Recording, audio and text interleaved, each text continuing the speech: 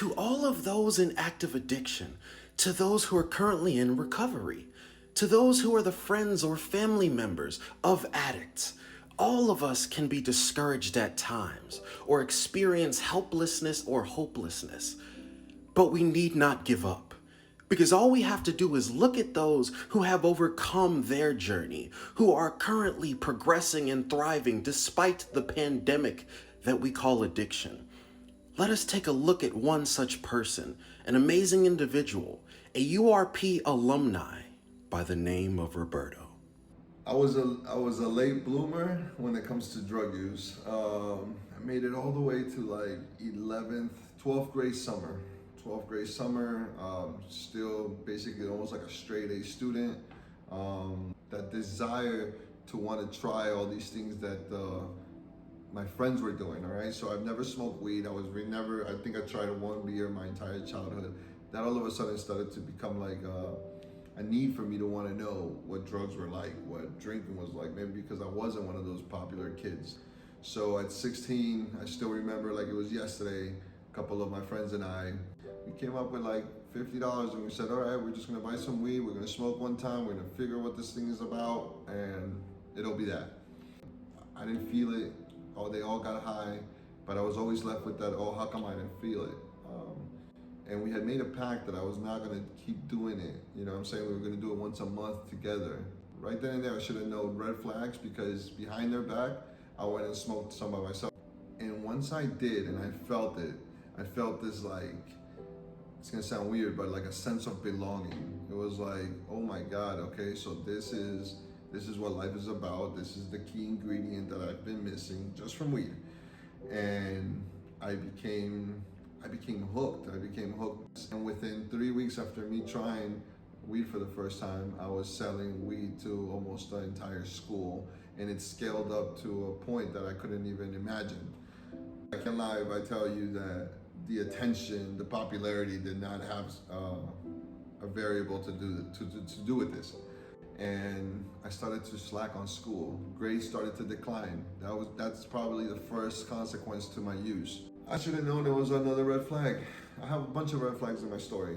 And the crazy thing about being an addict and now being sober and clean, in hindsight, you're able to look back and realize all these red flags, and the fact that you just rationalize and justify in your head why they weren't red flags at the moment. Right then and there, actually right before high school graduation, I had already started to dabble in pills. I didn't want to stop partying. I thought that I was gonna miss out on experience that today, looking back, don't really even matter. I changed friends. I started to run with the no good crew, I guess you would call it.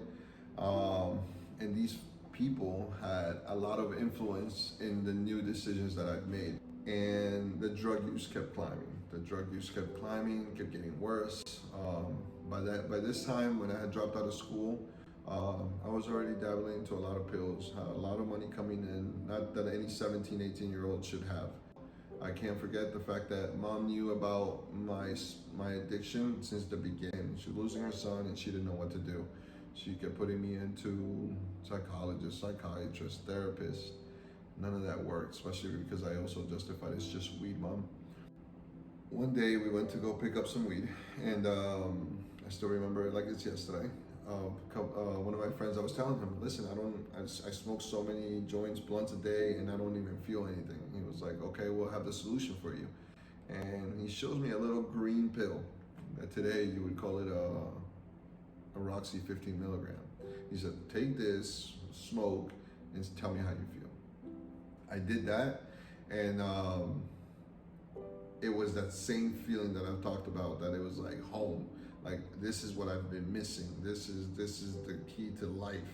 Like, mind you, I was throwing up, I felt like crap, but that aftermath feeling was amazing. It was like total euphoria. What I did after that was the insanity. Was like, okay, get this bunch of money out of your pocket, tell this guy to go get you 100 of these pills because all your friends got to try it.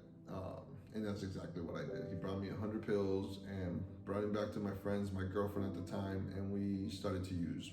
When they ran out, mind you, these are opiates now, okay? This is a whole new ball game. We didn't know what we were getting ourselves into. I stopped using, the pills ran out, everybody stopped using. The next morning, everybody's throwing up. Everybody is sick as a dog. Everybody doesn't know what to do. My first instinct was to call this kid, and I'm like, yo, what's going on? What the hell's going on with our bodies? So the only solution he gave me was, you gotta buy more pills. So basically that's what I did. I bought more pills, and that was basically, I have to say, like the epicenter to my downward spiral. When you're in addiction, when you're in that downward spiral, when you're in that hole, you seem to justify anything. You justify going to your mother's purse and taking the rent money. You can go into your grandma's jewelry box and justify a jewelry that's been passed down in your family. And eventually, the economics of everything didn't make sense. I was basically doing more drugs than I was selling. At this point, things started to get serious because I realized that there was an end time to all this, a specific end time where the money was going to run out, and I basically didn't have any source of income to basically supply my addiction and everybody else's around me who I was sustaining. Right before that happened, I broke down. I called my mom. I was at my girlfriend's house and I begged her to come.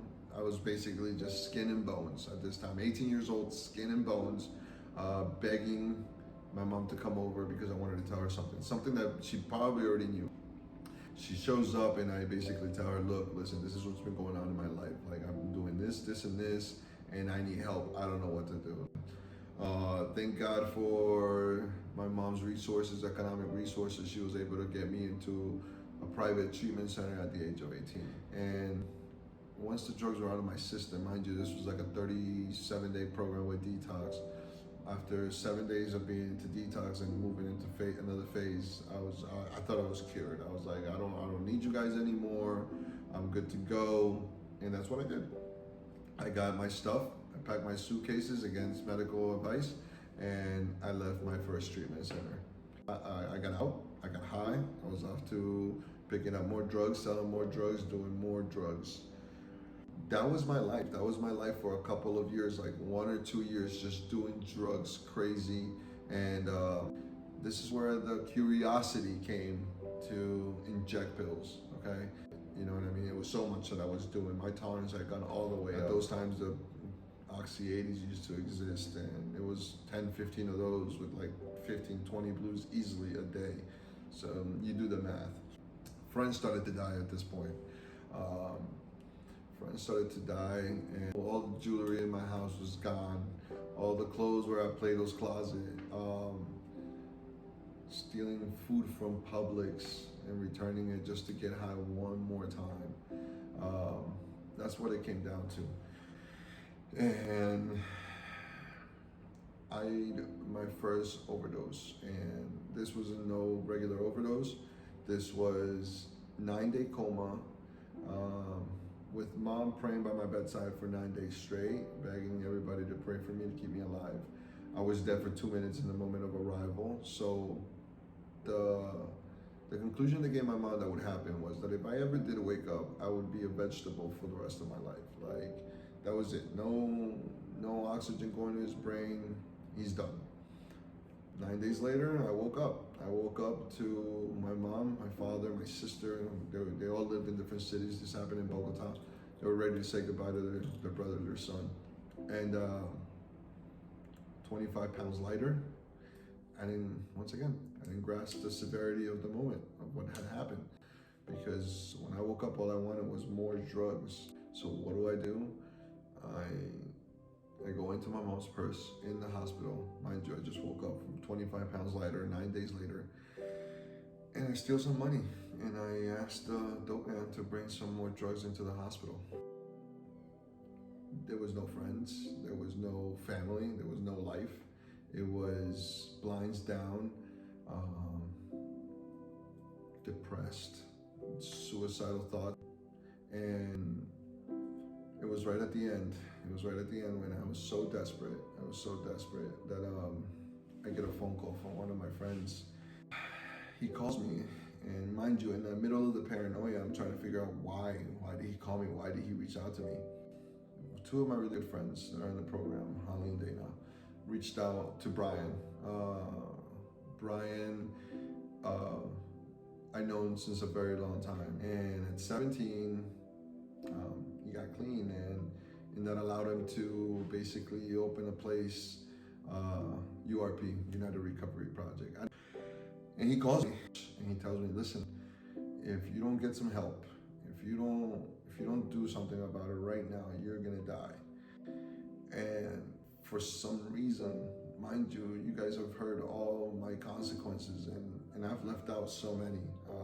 All the times I left jail, all the times I left hospitals, all the times I've OD'd inside rehabs and detox centers.